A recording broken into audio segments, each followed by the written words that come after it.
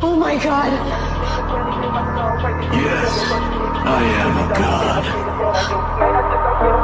The god of